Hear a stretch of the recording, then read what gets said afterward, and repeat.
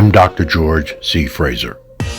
Did you know that it will take 228 years for black families to amass the same wealth as white families?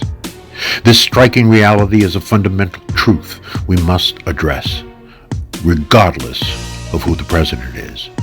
If we don't get on code and put black people first, we will always remain at the bottom of America's agenda forever. This is a conversation about being on code. What does it mean to be on code and put black first? Being on code means being sensitive to what the group needs to survive and thrive, and putting those needs first and foremost before one's personal needs. It's our birthright to have prosperity, but if we can't get on code, we sentence our unborn seeds to a continued life of servitude.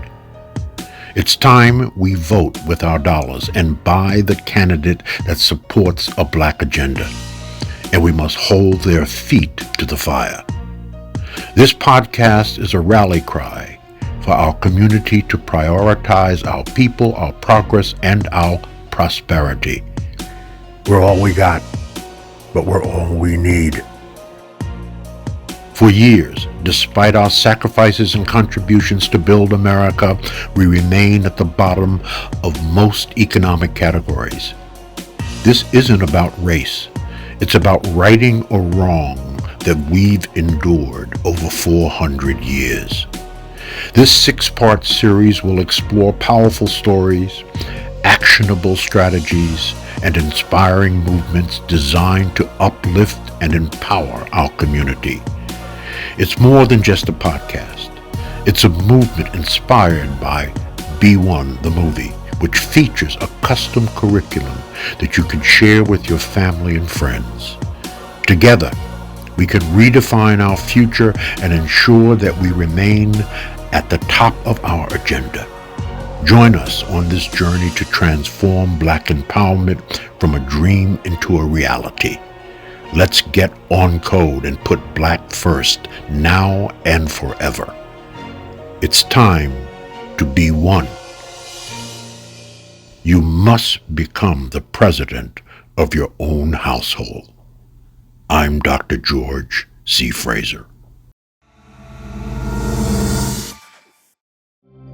What is it going to take for black people to establish a code of conduct that puts black people first? No Chinese person, no Latino, no Arab, no Jew, no white man has ever had to be asked such a question.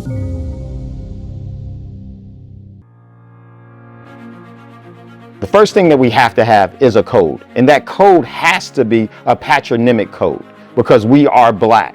And if we look at the Constitution, that is a patronymic code that we can follow, but not actually use because that's someone else's code of conduct and code of building wealth and prosperity that is able to be passed through an heirship for generations and for perpetuity. But 99% of all the blacks in the country, whether they got an education from college or not, they don't know what the Constitution is all about. The Constitution was the first affirmative action plan in the United States, and it was written strictly and solely for white folk.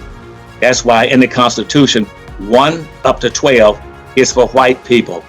In those 12 amendments, you'll hear him talking about, he'll be talking about things like using very broad and ambiguous terms so that black folk can never figure out what the Constitution was about. If black people put black people first, then we will take the planet back. That's the fact. We have already survived the Middle Passage. We have survived the crack epidemic. We have survived mass incarceration. We have survived all type of experiments. And here we are still standing. Being black is being resilient. That is the code. It's embedded in our DNA. Like that's the blood that's in your veins. When you know that, and you know Mansa Musa was the richest person ever. When you understand that, and you understand where you come from, and you understand that anything is possible, you will understand that abundance is your birthright. right? Stop resisting you resisting your greatness. Stop resisting your greatness. You great. And once you understand that, and you understand your greatness, right? I am greatness on display.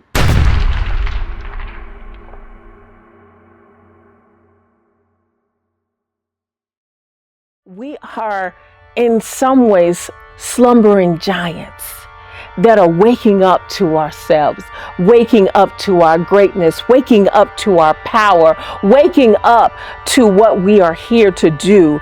But I'm here to tell you that there's more inside of you, and that there's something in you that's ready to come out for the world. And when it does, the world will never be the same. You are the answer to someone's prayer. So this is the rise to wake up to our power. We're not disempowering anybody by being who we are. The whole world needs black power. And as long as black power is suffering, then everybody gonna be suffering. They think they're gonna steal from us, rob from us, beat us down, chain us, and they not gonna suffer from that.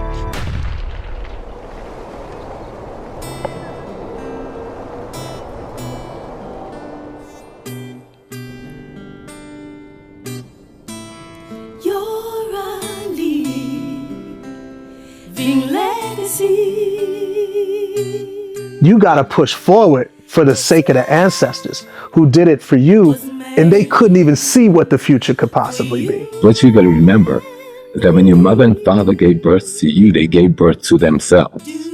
And when your grandparents gave birth to your mother and father, they gave birth to themselves. And when your great-parents gave birth to your grandparents, they gave birth to themselves.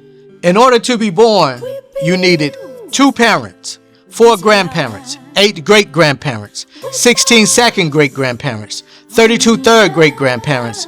The way you bring it out of yourself is to learn how to remember. 64 fourth great-grandparents, 128, 256, 512, 1024, 2048. For you to be born today from 12 previous generations, you needed a total of 4,094 ancestors over the last 400 years. So you, the individual, is the combination of millions of ancestors, millions of ideas, millions of concepts, millions of thoughts, all embedded in your DNA, in your cell. Think for a moment. How many struggles, how many battles, how many difficulties, how much sadness, how much happiness, how many love stories, how many expressions of hope for the future did your ancestors have to undergo for you to exist in this present moment? The way you bring it out of yourself is to learn how to remember. And one of the ways to learn how to remember is to have an ancestral altar where you go and have conversation with that part of you that lived yesterday. Because those ancestors, that was you yesterday.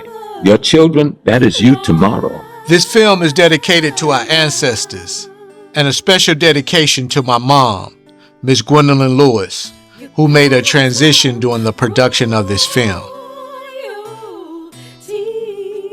Mom, I love you. I'm putting black first for you, Mom. Shout out to Jason Black.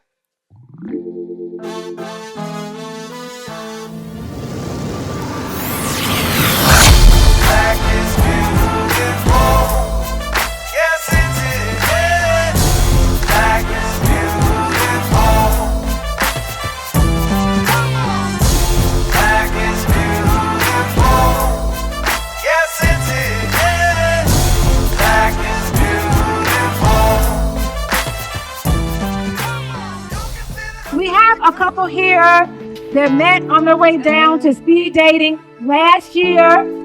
So I just have to say that it's just so good to see so many Black people in one room that's looking for Black love. And I just want to tell you just to keep the faith. To put Black people first, we got to give love a chance. One thing I told Keisha at the B1 ball last year is that destiny doesn't ask permission. So if it's meant to be, it'll happen. It's going to take Black love at a deeper level. It's going to take long-term, sustainable, invested Black love. I was looking for love again. I wasn't really sure if I would find it. And I came to the All Black National Convention last year and I found the love of my life.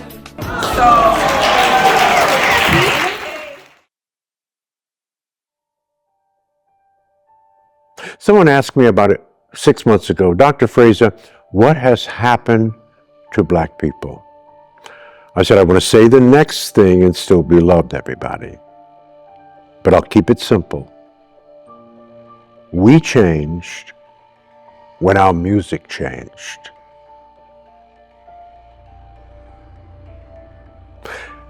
Two generations ago, when we started calling ourselves niggas, bitches, and hoes, we changed.